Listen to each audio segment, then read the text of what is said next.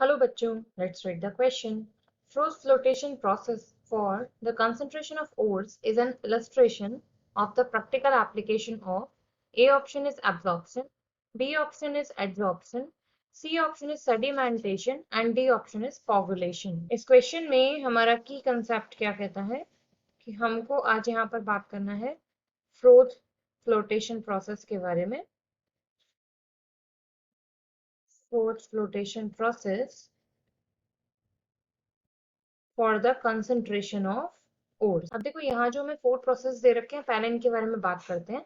सबसे पहले हमको यहाँ पर दिया हुआ है एब्जॉर्प्शन.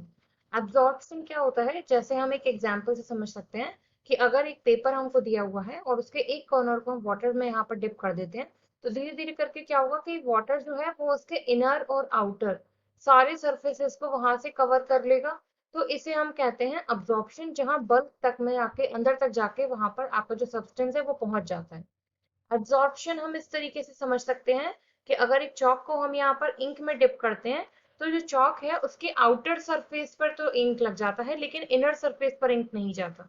तो जो सिर्फ सरफेस पर कवर होकर आए उसे हम कहते हैं एब्जॉर्प्शन. सिमिलरली अगर हम यहाँ पर बात करें सेडिमेंटेशन, तो सेडिमेंटेशन होता है basically the process of leaving sediments. मतलब जहां पर जैसे अगर आप कोई सैंड में अगर आप वहां पर वाटर मिक्स करते हैं, थोड़ी देर बाद मिक्स करने के बाद क्या होगा कि जो सेडिमेंट्स हैं वो वहां पर नीचे के एरिया में या फिर नीचे जो है वो सेट हो जाएंगे. तो उसको हम प्रोसेस को कहते हैं सेडिमेंटेशन. यानी कि कोई भी आपका जो हैवी सब्सटेंस है वो धीरे धीरे करके अगर आप उसे डिस्टर्ब नहीं करते हैं तो वो रिमूव होकर आ जाता है, तो उसको हम सेडिमेंटेशन कह देंगे. लास्ट हमें यहाँ पर दिया गया है कोगुलेशन.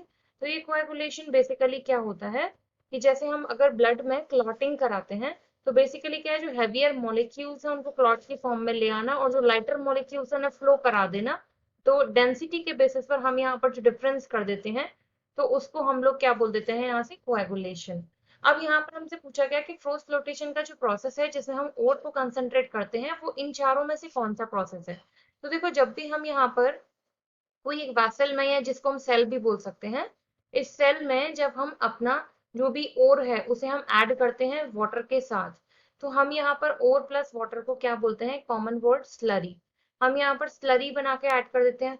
फिर हम क्या करते हैं, यहाँ से एयर जेट के थ्रू एयर यहाँ से पास करते हैं.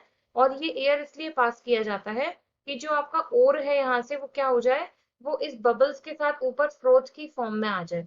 अब ये फ्रोथ वापस से ऐसा भी तो हो सकता है कि वाटर के साथ डिसॉल्व हो जाए, तो ये वाटर में वापस डिसॉल्व ना हो, ये फ्रोथ स्टेबलाइज बना रहे, इसके लिए हम यहाँ पर ऐड करते हैं ये कलेक्टर्स.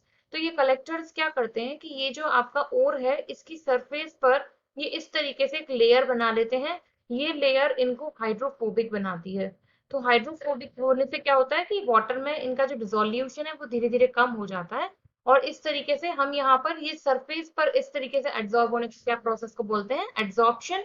तो फ्रोस्ट फ्लोटेशन के प्रोसेस में बेसिकली आपका एड्सॉर्प्शन देखा जाता है. बी ऑप्शन आपका हो जाता है यहाँ से correct answer. I hope you understood well. Thank you.